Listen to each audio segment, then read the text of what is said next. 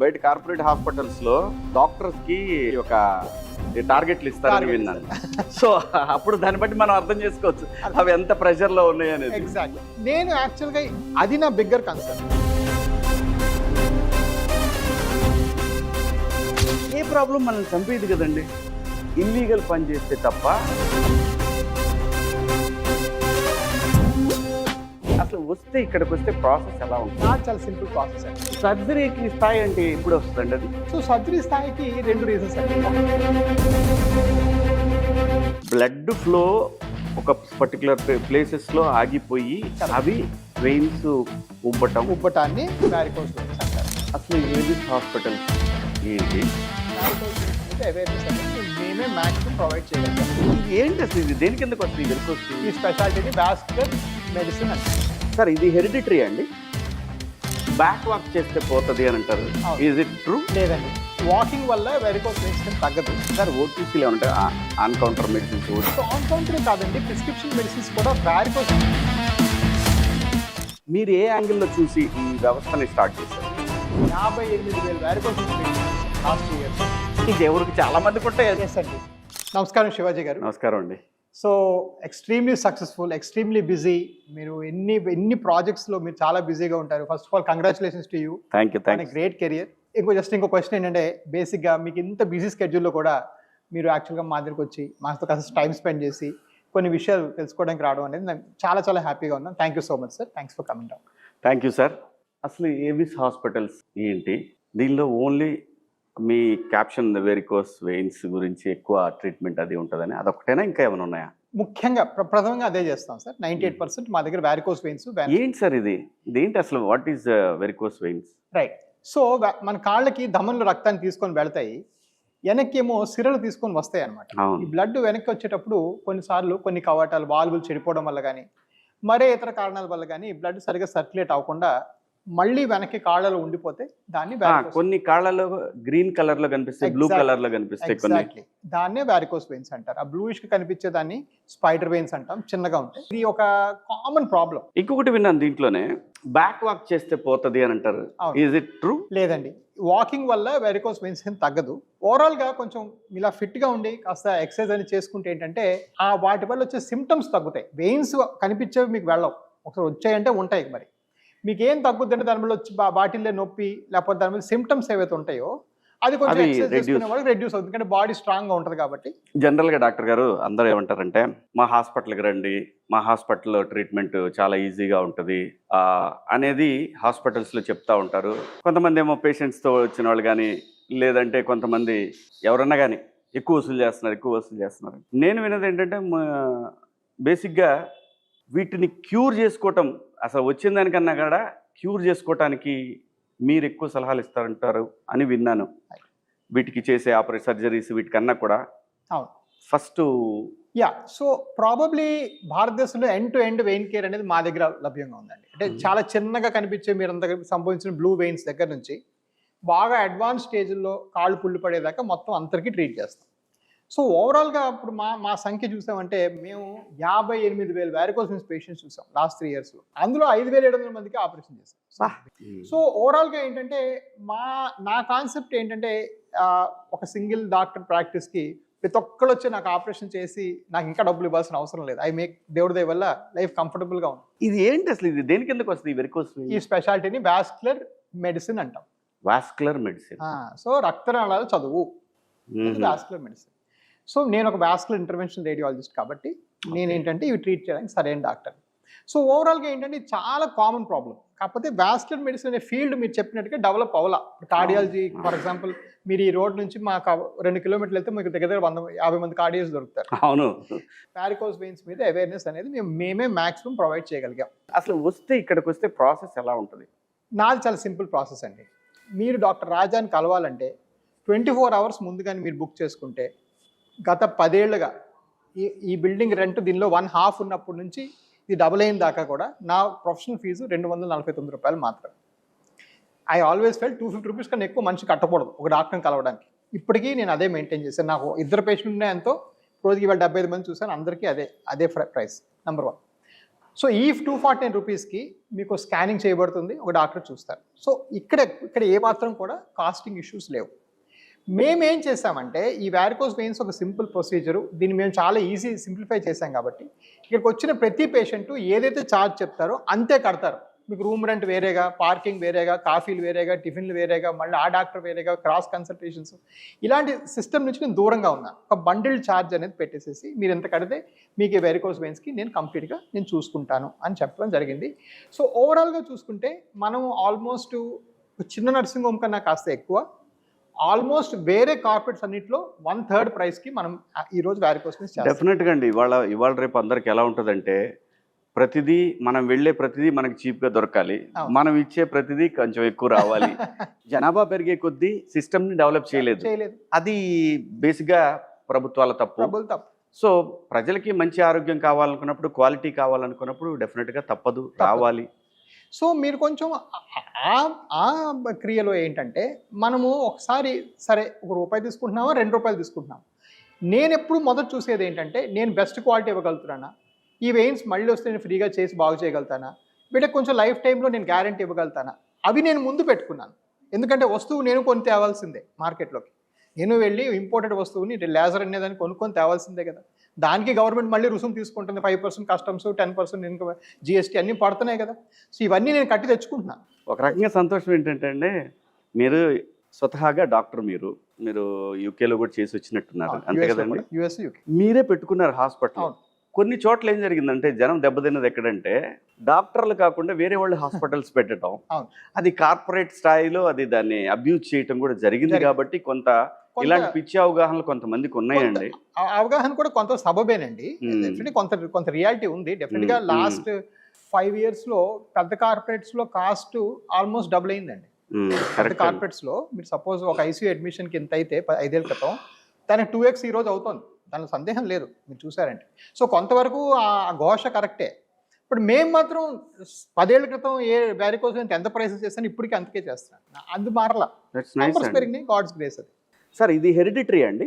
Yes అండి. ఇది 94% మందికి ఫ్యామిలీలో ఎవరికో వారికోస్ వెయిన్స్ ఉంటాయి.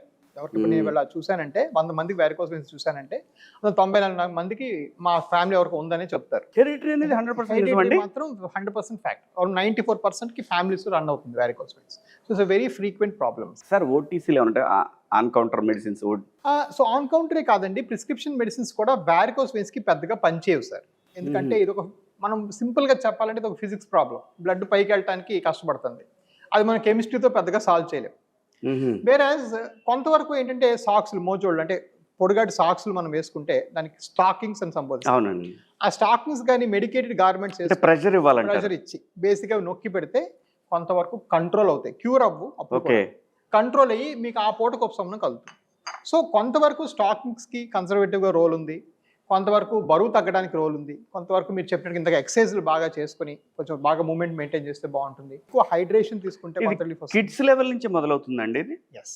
సో అప్పటి నుంచి వాళ్ళకి మనం ఏమన్నా, సో కిడ్స్కి ఏంటంటే నేను చెప్పేది మీరు కీప్ ఎక్సర్సైజింగ్. ఓకే, ఎస్పెషలీ మనం ఇండియాలో ఏంటంటే ఎక్సర్సైజ్ బాగా తక్కువ, యంగర్ స్కూల్ ఏజ్ లో. మెయిన్గా డాక్టర్ గారు ఈ పాదాల దగ్గర ఈ సైడ్స్కి లెఫ్ట్ కింద, ఈ రైట్ లెఫ్ట్ 2 చోట్ల ఉంటాయి అని జనరల్గా ఎక్కువ వాక్ చేస్తాం కదా, అవి ఇబ్బంది పెడతాయి అంటే ఫ్యూచర్ లో? వాక్ చేస్తే ఈ కండరాలు కదిలి మీకు ఇంకా పంపింగ్ ఇంప్రూవ్ అవుతుంది. సో దానివల్ల ఎవరికైనా ఉన్నా కానీ ఆ పెయిన్, ఆ గొడవ లేదు, అంతే కదా? మీరు ఒకసారి చూపించుకుంటే మంచిది.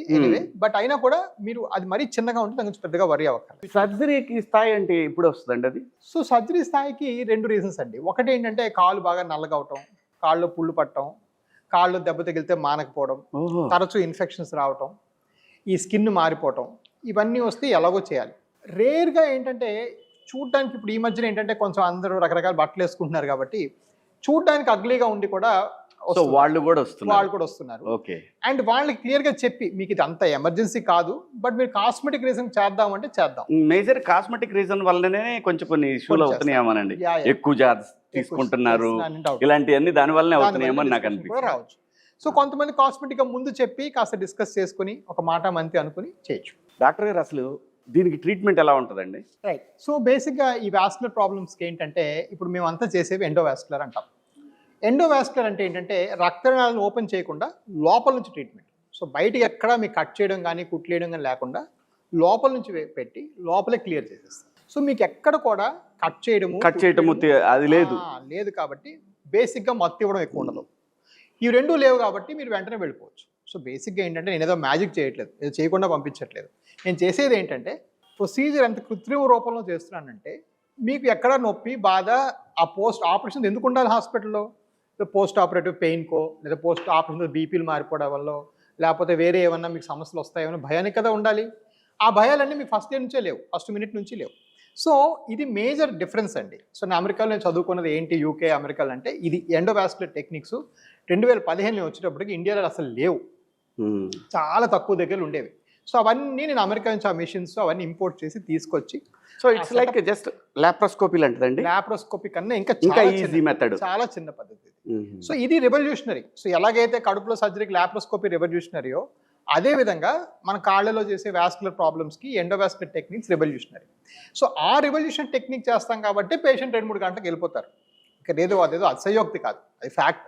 ఓకే, రెండోది ఏంటి, మనం ఈ సిస్టమ్ని ఎలా క్రియేట్ చేసుకున్నాం ముందే చెప్పాను. మీరు ఎంత 10 రూపాయలు 15 రూపాయలు ముందు ఒప్పుకున్న మాటే. సో పేషెంట్ డిశ్చార్జ్ అయినప్పుడు గత 18,000 పేషెంట్లో ఒకరికి కూడా నీ బిల్లు మారిందని చెప్పిన దాఖలాలు లేదు. మీ ముందు చెప్పిన అమౌంట్తో మీరు వెళ్ళిపోతారు. సో మీకు వెళ్ళేటప్పుడు ఏమీ డిస్కంఫర్ట్ ఉండదు, హ్యాపీగా లేచి నడుచుకుంటూ వెళ్ళిపోవచ్చు. సో ఇది మేము చేయగలిగే చేంజ్ అనమాట. అంటే ఒక పేషెంట్ ఎక్స్పీరియన్స్లో వాళ్ళు ఏదో సమస్య వచ్చినప్పుడు దాని మీద వాళ్ళు పడి పీడించి ఒక నంబర్ ముందు చెప్పి ఒక నంబర్ తర్వాత చెప్పి వెనక ముందు చేయటం అనేది మేము ఇప్పుడు దాకా చేయదలుచుకోవాలి. మీరు చెప్పినట్టుగా నా సొంత వ్యవస్థ కాబట్టి నాకు ఆ ఫ్రీడమ్ కూడా ఉంది ఈరోజు. రైట్, నేను ఇక్కడ ఇంకో క్వశ్చన్ అడగాలనుకుంటున్నాను. చెప్పండి గారు. ఇప్పుడు డాక్టర్ గారు మీరు జూబ్లీస్లో పెట్టారు, ఇది హాస్పిటల్ చూస్తే చాలా అడ్వాన్స్డ్గా ఉంది, ఇక్కడికి వస్తే ఎక్కువ అవుద్దనే ఫీలింగ్ తోటి కొంతమంది వెనక్కిపోయే అవకాశం కూడా ఉందండి. యా సో డెఫినెట్గా ఆ ఆలోచన రావచ్చు వాళ్ళకి, బట్ ఎవరైనా మార్కెట్తో కంపేర్ చేసుకోవచ్చు సార్. అంటే బేసిక్గా ఏంటంటే ఈ రోజుల్లో ఆ జూబ్లీస్లో ఉండటం వల్లే నేను ఏదో నోటికి వచ్చిన నెంబర్ చెప్తే ఇక్కడ నుంచి 3 అడుగులు వేస్తే మీకు అపోలో, ఇక్కడ నుంచి 3 అడుగులు వేస్తే మీకు 10 హాస్పిటల్ ఉన్నాయి. మీరు అన్ని నంబర్ల కన్నా నంబర్ తక్కువే ఉంటుంది నా దగ్గర, అంత సందేహమే లేదు. బట్ ఒక్కసారి కొంచెం ఒక స్టెప్ వెనక్కేసి ఆలోచించడం కూడా అవసరం. డాక్టర్ గారు ఇది బిజినెస్ లా చూస్తారా లేదంటే మీరు ఏ యాంగిల్లో చూసి ఈ వ్యవస్థని స్టార్ట్ చేశారు? 2 విషయాలు సార్. ఒకటి, నేను అమెరికా నుంచి వచ్చేసిన సంవత్సరం నేను December 31 వచ్చాను. ఏ ఇయర్ అండి? 2015, అంటే 14 December, 1 December 1st ఇక్కడ ఉన్నాను. 2014 నా శాలరీ మొత్తం $760,000. గట్టిగా మాట్లాడితే కూర్చొని నెలకు వచ్చిన డబ్బులు ఒక ఖర్చు కూడా అమెరికాలో మీ ఖర్చులు కూడా పెద్దగా ఉండవు. మీరు పరాణం చెప్పారు ఇందాక, అది అలాగ బ్యాంకులు వేసి వ్యాన్ గార్డ్ పెట్టుకుంటే ఈ రోజు నాకు అప్పటికన్నా ఎక్కువ డబ్బులు ఉండేది. నంబర్ 1. నంబర్ 2 ఏంటంటే మీరు రియల్గా చూసారంటే some of the top businesses ఏవైతే ఉన్నాయో హైదరాబాద్లో కూడా హాస్పిటల్లో అంత ప్రాఫిట్స్ లేవు సార్. టు బి ఫేర్ అంటే at least small and mid range hospital. నేను కూడా విన్నానండి, బయట కార్పొరేట్ హాస్పిటల్స్లో డాక్టర్స్కి ఒక టార్గెట్లు ఇస్తారని విన్నాను. సో అప్పుడు దాన్ని బట్టి మనం అర్థం చేసుకోవచ్చు అవి ఎంత ప్రెషర్లో ఉన్నాయి అనేది. ఎగ్జాక్ట్లీ. నేను యాక్చువల్గా అది నా బిగ్గర్ కన్సర్న్. ఎవరి కింద పని చేసుకుంటూ మనం టార్గెట్లు పెట్టుకోకూడదు, అనవసరమైన ఆపరేషన్ చేయకూడదు. మనకు ఏదో ఒక గవర్నమెంట్ ఏదో మనం బాగా చేసినందుకు ఒక అవార్డు ఇవ్వాలి, ఒక పద్మశ్రీ ఏదో రావాలి ఒక 10 ఏళ్ళ తర్వాత. ఇవన్నీ నా డ్రైవింగ్ ఫోర్స్. ఇందులో service motive.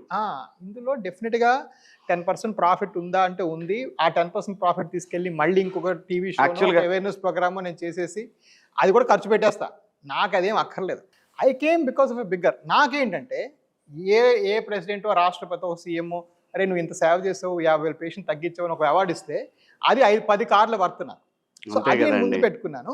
Of course from time to time నేను మంత్లో లాస్ హిట్ అయ్యాను అనుకోండి, ఎవరికి నేను జీతాలు కూడా ఇవ్వలేను. నా కింద ఈరోజు 259 మంది కూడా ఉన్నారు. సో బిజినెస్ అంటే అది కూడా ఆన్సర్ ఎస్ అనే చెప్పాలి. డెఫినెట్ కదా. So I have to make ends meet. ఏని బీ కన్నా ఎక్కువ ఈక్వల్ చేయాలి. అట్ ద సేమ్ టైం నా బిగ్గర్ గోల్ మాత్రం సంథింగ్ బిగ్. దీని గురించి మనకి ఏం వాడతారు, ఏం ఎక్విప్మెంట్ వాడతారు, ఇవన్నీ మనకు ఐడియా లేదు. జస్ట్ నేను అడగాల్సిన క్వశ్చన్ నాకు అనిపించింది ఏంటంటే లాప్రోస్కోపీ ఎలాగో చాలా సింపుల్ ఎక్విప్మెంట్, దీనికి అలాగే ఇంకా ఏమైనా సింపుల్ ఉంటుందా లేకపోతే జస్ట్ బయట నుంచే లేజర్ తోటి ట్రీట్ చేస్తారా? లోపలికి వెళ్ళి చేయాలి. ఓకే. సో చిన్న నీళ్లు పెట్టి చేస్తాం. ఒకప్పుడు చీరేసి చేసేవాళ్ళం, అది లేకుండా చేస్తున్నాం అంతే. సో ఇప్పుడు అవేమీ లేదు. సో మేము వాడేంత ఎండోవెనస్ రేడియో ఫ్రీక్వెన్సీ అనేది మోస్ట్ అడ్వాన్స్డ్ ఎక్విప్మెంట్. దాని తర్వాత ఇప్పుడు లోపల కొన్నిసార్లు ఏం చేస్తాం, ఇప్పుడు కొత్తగా ఆ లేజర్ కూడా వాడకుండా లోపల ఒక చిన్న గమ్ములాంటిది వదిలేస్తాం. వదిలితే అదంతా ఫ్రీజ్ అయిపోద్ది, క్లోజ్ అయిపోతుంది ఆ వెయిన్స్. సో దాన్ని గ్లూ థెరపీ అంటాం. అదేవిధంగా ఈ చిన్న వెయిన్స్కి బయట నుంచి షూట్ చేసి అవి కూడా తగ్గిస్తాం. సో ఇవన్నీ కూడా ఏంటంటే మెట్రానిక్స్ ఇలాంటి బెస్ట్ కంపెనీస్ పెట్టుకుంటే మనకి టెక్నాలజీ చాలా అడ్వాన్స్డ్. సో ఈరోజు మీరు 10 నిమిషాల్లో ఆపరేషన్ చేసి 2 గంటలు ఎందుకు పంపగలుగుతున్నాం అంటే టెక్నాలజీ అడ్వాన్స్ కాబట్టి.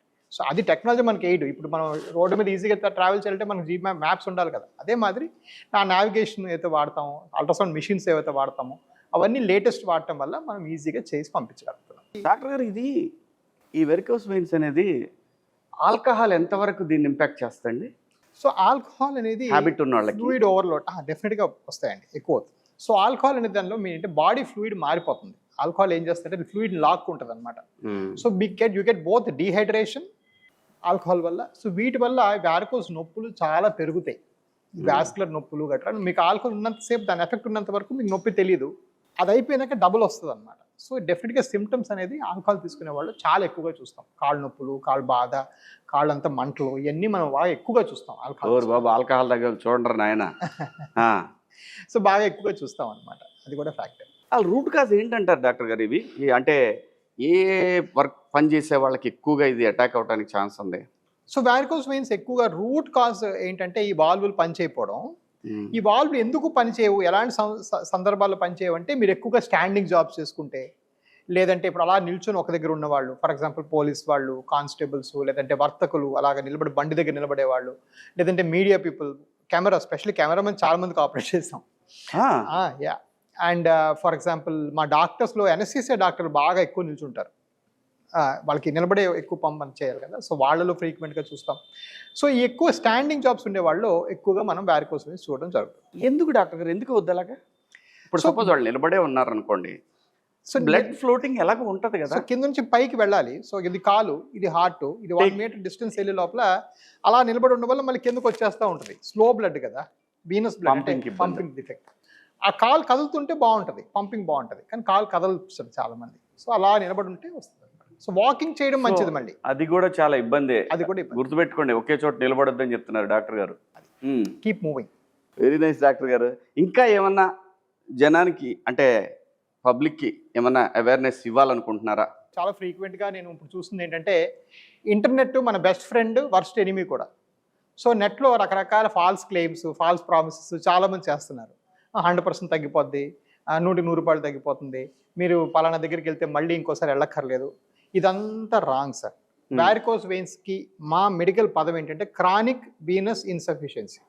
అంటే పదం క్రానిక్ అక్కడే రాసిపెట్టుంది. సో అంటే ఇది కొన్నాళ్ళు ఉంటుంది, ఇది చేసినాక 90-96% పూర్తిగా తగ్గిపోతాయి. 3-4% మళ్ళీ వచ్చిపోతుంటాయి. వచ్చిపోయిన వాళ్ళకి మళ్ళీ చిన్నగా చెక్ చేసి చూస్తూ ఉండాలి. సో ఇదంతా ఏంటంటే ఒక క్రానిక్ ప్రాసెస్. ఈ ప్రాసెస్ అర్థం కావాలంటే మీకు ఒక పెద్ద సంస్థ ఉండి మీరు ఈ వెయిన్స్ మాత్రమే చేస్తుంటేనే మీకు బెస్ట్ అండర్స్టాండింగ్ ఉంటుంది సబ్జెక్ట్ మీద. సో చాలామంది ఏంటంటే బయట ఎక్కడో చూసి 100% తగ్గిపోద్దట కదా పలానా చేస్తే, పలానా బస్ 100% తగ్గే జబ్బు ఇంకా పుట్టలేదు. ఉంటే డాక్టర్ కూడా 1000 ఏళ్ళు బతికేవాళ్ళు. 100% తగ్గటం అంటే డైరెక్ట్ గా మనం టికెట్ పైకి అప్పుడు తగ్గినట్టు. సో చాలా మందికి నేను చెప్తూ ఉంటాను, కొన్ని వేల సార్లు చెప్పాను, వాళ్ళు ఎక్కడో ఇంకో దగ్గర చదివేసి నా దగ్గర అడుగుతుంటారు. బట్ ఎనీవే అది ఆల్ లెర్నింగ్ ప్రాసెస్ లేండి. ఇప్పుడు గూగుల్ మీకన్నా పెద్ద డాక్టర్ అయిపోయిందండి. గూగుల్ అందరికీ దానివల్లే చాలా ఇబ్బందులు చాలా ఎక్కువ అవుతున్నాయి. చాట్ జీపీటీ మమ్మల్ని తినేస్తున్నాయి అంతే. ఏ మాట కామాట వాళ్ళు వచ్చేదో రిపోర్ట్ అందులో పెట్టేసి అది రిజల్ట్స్ ఇస్తుంది. అవును, ఆ రిజల్ట్స్ మీ దగ్గరకు వచ్చి అదేంటి మీరు అలా చెప్పారు, ఇదేమో ఇలా చెప్తుంది. ఆ చాట్ జీపీటీ పేషెంట్ పట్టుకొని చూడలేదు, ఎగ్జామిన్ చేయలేదు, ఏమీ లేదు. So that is the complete wrong. అసలు కాదండి, వీళ్ళు అర్థం చేసుకోవాల్సింది ఇది ఎవరో ఒకళ్ళు ఇచ్చిన రివ్యూయే తప్ప, అంతే. వాడి రివ్యూ దాంట్లో పెట్టాడు, అంతే, వాడి అభిప్రాయాన్ని దాంట్లో పెట్టాడు, అది తెలుసుకోవట్లేదు వీళ్ళు. నిజంగానే మీకు తెలియని విషయం కూడా గూగుల్ చెప్తుంది, చాట్ జీపీటీ చెప్తుంది అని అనుకోండి. మనలాగే ఒక 10 మంది 100 మంది దాని మీద ఆ వెయిన్స్ గురించి రివ్యూలు ఇచ్చేవాళ్ళు పెడుతున్నారు అని ఫీల్ అవ్వట్లేదు. అంటే వీళ్ళకి ల్యాక్ ఆఫ్ నాలెడ్జ్ అండి, lack of knowledge. But anyway, so దాన్ని కూడా at the end of the day మారే కాలాన్ని మనం ఎందుకు ఫైట్ చేయాలి, అందులోనే మనం వెళ్ళి చెప్దాం. సో మనం ఏంటంటే మనం ఓవరాల్గా సైంటిఫిక్ ఇంటెలిజెన్స్ పెంచాలి, అది మన జాబ్, అది పెంచుతున్నాం. బట్ బిఫోర్ వి గో నేను మీకు ఒక ఫ్యాంటాస్టిక్ క్వశ్చన్స్ అడగాలి సార్. చెప్పండి sir. What is the secret? మీరు చాలా busy, you have so much of schedules, మీ ఎక్సర్సైజ్ రొటీన్ ఏంటి? You do workout, what do you do, how do you maintain? Doctor గారు నేను ఖచ్చితంగా walk walk walk walk walk walk ఇదైతే ఉంటుందండి everyday అండి. ఎవ్రీడే ఎక్కడున్నా సరే నడుస్తూనే ఉంటాను, నడుస్తూనే మాట్లాడతాను. ఇంతేనండి సీక్రెట్, వేరే ఏం లేదు డాక్టర్ గారు. No tension. మనకు లేని దాని గురించి ఆలోచించి వచ్చిన దాన్ని సాల్వ్ చేయటం గురించి ఆలోచించకుండా టెన్షన్ పడిపోయి కంగారు పడిపోయి, ఇప్పుడు ఎవరో వచ్చారు మీద పడిపోతున్నారు, వాడు అరుచుకుంటాడు. కాఫీ తాగండి, మాట్లాడుకుందాం, కూర్చో. ఒక అరగంట అరిసిన తర్వాత వాడు చేయగలిగింది ఏం లేదండి. ఏం చేయకుండా మనం ఇలా నేను ఉన్నాం అనుకోండి, ఏం చేస్తాడు వాడు? ఒక అరగంట తర్వాత వాడే పక్క పోయి వచ్చి మళ్ళీ అరుద్దామని ట్రై చేసినా మీరు మీ ఫోన్ చూసుకుంటున్నారు, మళ్ళీ అరిసాడు, మళ్ళీ సైలెంట్గా ఉన్నాం. ఏంటి వాడు చేసేది? ఏమీ చేయలేదు. ఎవడు ఏమీ చేయలేడండి, అన్లెస్ మనం ఇల్లీగల్గా చేస్తే తప్ప. అదే చెప్తారు కదండి, ఒకవేళ నువ్వు చేసింది తప్ప నీకు తెలియక చేసినప్పుడు ఎస్ ఐ డిడ్ ఇట్ అండి, బట్ ఐ డోంట్ నో. అదే కదా మనం చెప్తాం. అంత మించి తప్పించుకోలేం కదా సార్ ఎక్కడికి. దాని గురించి ఎందుకు టెన్షన్ పడాలి డాక్టర్ గారు? అబ్సల్యూట్లీ ఫ్యాంటాస్టిక్గా చెప్పారు. Thank you so much sir. Thank you sir. Thank you అండి.